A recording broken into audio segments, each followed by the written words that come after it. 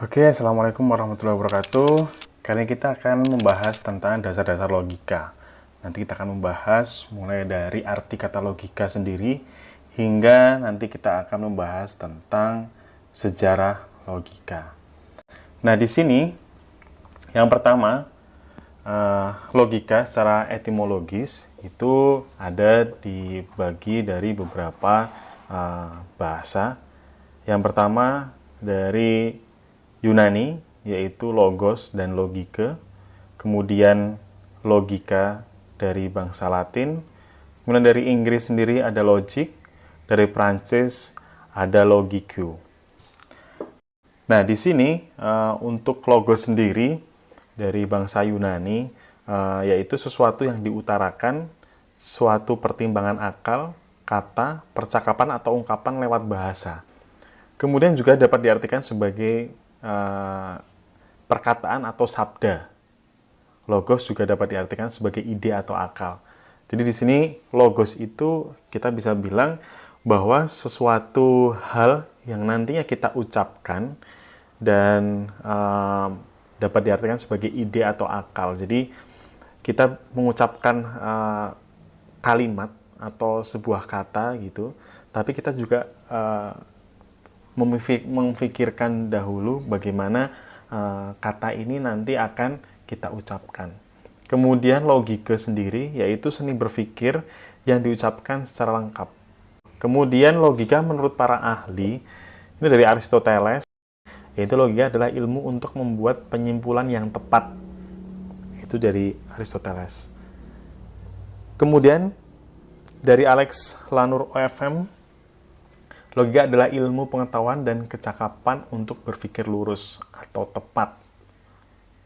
Sedangkan dari Jan Henrik Rapar, logika adalah cabang filsafat yang mempelajari, menyusun, mengembangkan, dan membahas asas-asas, aturan-aturan formal, prosedur-prosedur, serta kriteria yang sahih bagi penalaran dan penyimpulan demi mencapai kebenaran yang dapat dipertanggungjawabkan secara rasional. Sudah agak lengkap gitu ya. Nah, ini dari Puspo Projo dari Indonesia. Ini logika saintifika adalah ilmu praktis normatif yang mempelajari hukum-hukum, prinsip-prinsip, bentuk-bentuk pikiran manusia yang jika dipatuhi akan membimbing kita mencapai kesimpulan-kesimpulan yang betul, lurus, dan sah. Nah, menurut Irving M. Copy, logika adalah kajian mengenai metode-metode dan prinsip-prinsip yang digunakan untuk membedakan penalaran yang tepat dan penalaran yang tidak tepat. Logika bukan merupakan ilmu tentang hukum-hukum pemikiran, karena psikologi juga berkaitan dengan hukum-hukum pemikiran. Sedangkan logika sering didefinisikan sebagai ilmu tentang penalaran definisi yang baik, namun kurang akurat. Validitas tidak identik dengan kebenaran. Nah, di sini juga kalau kita lihat, seandainya kita berpikir secara logika, terkadang beberapa pemikiran kita itu kadang tidak tepat.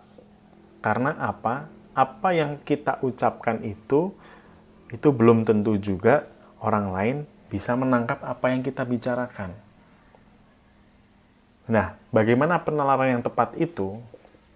Jadi penalaran adalah jenis pemikiran khusus di mana masalah dipecahkan. Pemecahan ini berdasarkan proses penarikan kesimpulan yang berasal dari premis-premis yang ada. Jadi premis-premis ini adalah kumpulan kata-kata yang sudah kita susun dengan sedemikian rupa gitu ya.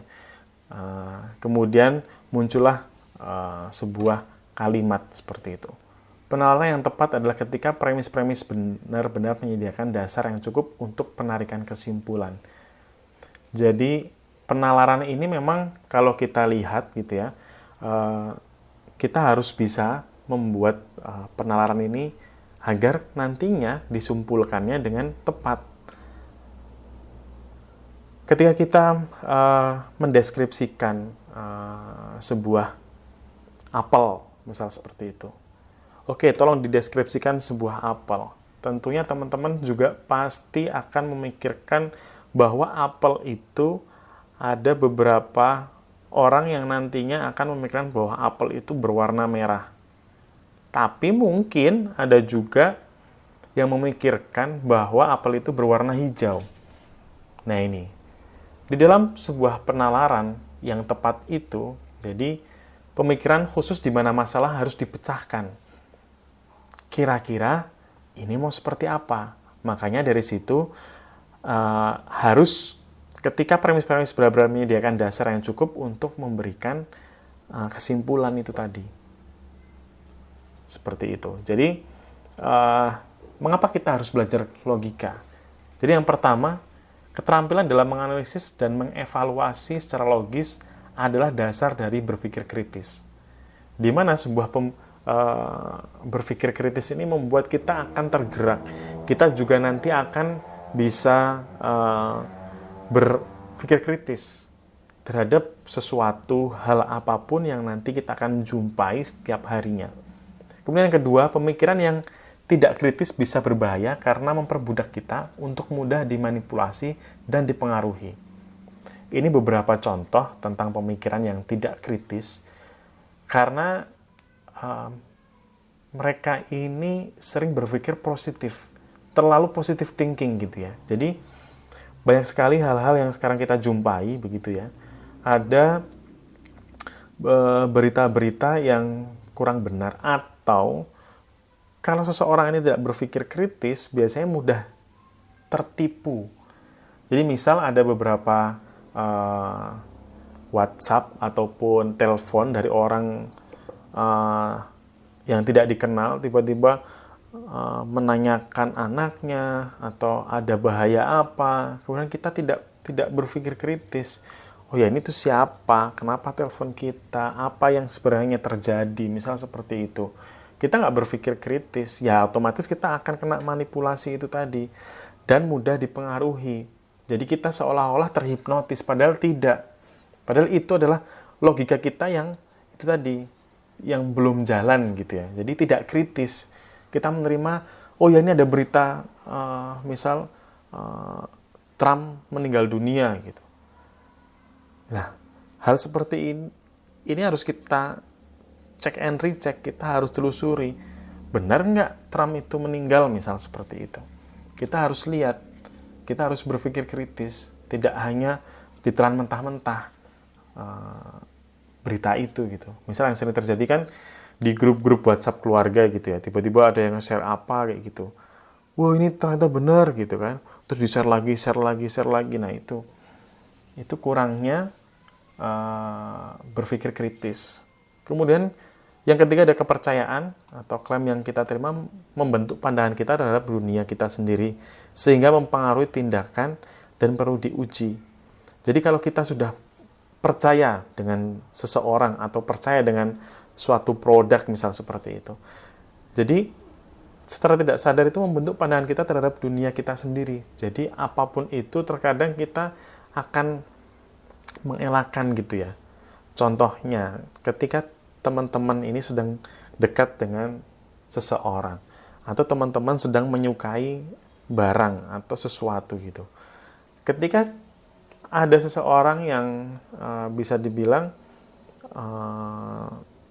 mereka ini akan menjudge entah temennya, entah nanti ada kompetitor lain gitu ya, bahwa misal produk A ini tuh cacatnya seperti ini. Terus teman Anda mungkin ada masukan, dia tuh orangnya suka pemarah, dia tuh nggak bisa bergaul dengan orang lain, misal seperti itu.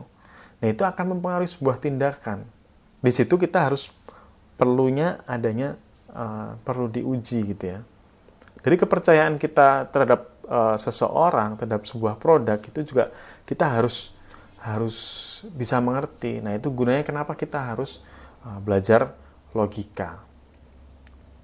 Di sisi lain, tujuan dan manfaat mempelajari logika, yang pertama membantu setiap orang untuk mempelajari logika untuk berpikir secara rasional, kritis, lurus, tepat, tertib, metodis, dan koheren tentunya. Kemudian yang kedua, meningkatkan kemampuan berpikir secara abstrak, cermat, dan objektif. Kemudian yang ketiga, menambah kecerdasan dan meningkatkan kemampuan berpikir secara tajam. Tentu ketika kita mempelajari logika, pastinya kita akan menambah kecerdasan dan kemampuan berpikir secara tajam. Karena lagi-lagi ketika kita mendeskripsikan sebuah produk atau seseorang gitu ya, jadi kita sudah tahu sifatnya seperti apa, kemudian ketika ketemu dengan orangnya kita harus seperti apa gitu ya. Terus kemudian kalau ada masalah itu kita harus menyelesaikannya dengan seperti apa. Kemudian yang keempat, meningkatkan cinta akan kebenaran dan menghindari kekeliruan serta kesesatan. Nah, di sini kita akan juga mendapatkan manfaat dari mempelajari logika. Kita bisa meningkatkan cinta akan kebenaran dan menghindari kekeliruan serta kesesatan. Karena bisa dibilang ketika kita merasa benar, ya tentunya banyak hal sekali yang menjadikan efek buat kita sendiri. Di sini nanti kita akan lebih meningkatkan cinta akan kebenaran. Jadi kita bakalan tahu nih, oh ya kita tuh sudah mengeluarkan statement ini gitu. Misal di dalam ilmu komunikasi, pasti teman-teman yang nanti akan masuk ke public relation pasti nanti akan tahu, oh ya informasi apa, atau nanti teman-teman di media gitu ya, informasi apa yang nanti akan kita cari tahu gitu ya, informasi apa yang nanti kita akan berikan kebenaran itu tadi sesuai dengan fakta gitu ya, dan menghindari kekeliruan karena kita akan berpikir secara kritis. Kalau berpikir secara kritis, otomatis secara tidak sadar nanti teman-teman bakalan, oh ya ini tuh informasi bener nggak sih, kita harus cek dulu sih media ini bener nggak sih pemberitaannya, misal seperti itu. Kemudian yang kelima, terampil menyusun argumen yang logis dan mempertahankannya, dapat mengevaluasi argumen orang lain, dan dapat membongkar kelemahan pernyataan. Nah, ini juga sangat-sangat bisa kita pergunakan gitu ya. Jadi, sangat bisa terampil dalam menyusun argumen yang logis gitu. Jadi, ketika kita berdebat pun juga kita akan berdebat secara logis, secara akal sehat gitu ya. Bagaimana kita ketika ada perdebatan gitu ya, kita pun juga bisa mengevaluasi argumen orang lain dan dapat dibongkar kelemahan dari pernyataan itu tadi. Contohnya misal Najwa Shihab dengan kemarin beberapa kasus gitu ya, misal di sepak bola gitu ya, bagaimana mengolah kalimatnya, bagaimana dia mengolah katanya gitu ya, itu sangat rapi sekali. Akhirnya apa? Akhirnya dapat membongkar kelemahan pernyataan itu tadi. Jadi kalau teman-teman lihat di acara itu, jadi otomatis yang menjadi bintang tamu di situ gitu ya, yang menjadi tamu di situ itu juga terkait atas korupsi sepak bola itu tadi yang terjadi. Nah, jadi dari sini tujuan dan manfaat mempelajari logika itu sangat penting sekali gitu ya. Nah, ini saya akan menjelaskan sejarah singkat logika. Jadi di sini ada Aristoteles. Aristoteles itu yang memakai baju biru gitu ya. Dianggap sebagai ayah logika. Ia dianggap sukses memisahkan logika dari filsafat secara keseluruhan. Ia juga menemukan kriteria sistematis untuk menganalisis dan mengevaluasi argumen-argumen. Jadi memang Aristoteles ini, kalau teman-teman lihat di Google Image, misal seperti itu, Aristoteles itu selalu pose-nya itu berpikir gitu ya. Berpikir gitu. Nah, Aristoteles meninggalkan 6 buku bernama Tu Organon yang menjadi pegangan untuk mempelajari logika sejak abad pertengahan hingga modern. Yang pertama yaitu kategori tentang pengertian-pengertian. Terus kemudian yang kedua, The Interpretation tentang keputusan-keputusan. Yang ketiga, analitika priora tentang silogisme. Analitika posteriora tentang pembuktian. Yang kelima ada topika tentang metode berdebat, ini juga diatur. Yang keenam yaitu The Sophisticus Elensis tentang kesalahan-kesalahan berpikir. Nah, ini di buku ini sangat lengkap sekali penjelasan-penjelasannya tentang pengertian-pengertian logika, kemudian keputusan-keputusan kita seandainya kita menjadi seorang pemimpin, kemudian tentang silogisme, pembuktian, metode berdebat pun juga diatur di sini, tentang kesalahan-kesalahan berpikir juga ada di buku ini. Nah, kemudian status dan kedudukan disiplin logika masih menjadi polemik. Namun, sebagai cabang filsafat, berdasar isinya, logika terbagi dalam tiga, yaitu logika formal, tokohnya Aristoteles, ciri-cirinya hanya berkonsentrasi pada bentuk, tidak memperhatikan apakah itu suatu premis yang benar atau salah di dalam kenyataannya. Jadi memang kalau Aristoteles ini memang bicara tentang dasarnya gitu ya. Kemudian yang kedua ada logika material dari Kant. Ciri-cirinya sangat memperhatikan relasi antara premis dengan kenyataannya, gitu ya. Kemudian yang ketiga ada logika metafisik dari Hegel, yaitu hanya berfokus pada relasi antara akal dan rasio. Jadi di sini memang dijelaskan bahwa fokusnya itu ada antara akal dan rasio, gitu. Jadi dua hal ini yang menjadi tolak ukur dari si Hegel ini sendiri. Kemudian ada pohon logika, yaitu mempelajari suatu ilmu yang dilakukan dengan memahami melalui pohon ilmu dari bidang yang akan dipelajari. Nah, ini ada pohon logika, yaitu logika ada dibagi dua, yaitu logika informal dan logika formal. Di logika informal sendiri itu ada bahasa, klasifikasi, ada definisi, kemudian ada argumen, pemecahan masalah, sesat pikir logis. Yang dari argumen sendiri itu ada argumen rekognisi, argumen diagram, argumen evaluasi, dan argumen argumentasi. Kemudian untuk logika formal sendiri itu ada deduktif dan induktif. Yang deduktif, ini tuh ada dibagi dua juga, yaitu logika tradisional silogisme kategoris dan logika modern simbolik. Kemudian yang induktif ada analogi, generalisasi, penalaran, dan metode Mills. Nah, ini sudah jelas ya, dari pohon logika ini kita sudah tahu, kira-kira itu kalau kita berbicara tentang bahasa, definisi, argumen, itu berarti logika informal. Kalau logika formal, itu kita belajar tentang penalaran, gitu ya. Kemudian silogisme kategoris, logika modern simbolik, kayak gitu. Itu masuknya di formal. Nah, dari sini kita bisa mempelajari bahwa logika dan ilmu pengetahuan ini merupakan sebuah keharusan. Tidak ada ilmu pengetahuan yang tidak didasarkan pada logika. Jadi semua ilmu pengetahuan itu, kalau tanpa logika ya tidak akan mencapai kebenaran ilmiah gitu ya. Jadi istilahnya barang siapa yang mempelajari logika, sesungguhnya ia telah menggenggam master key untuk membuka pintu masuk ke berbagai disiplin ilmu pengetahuan.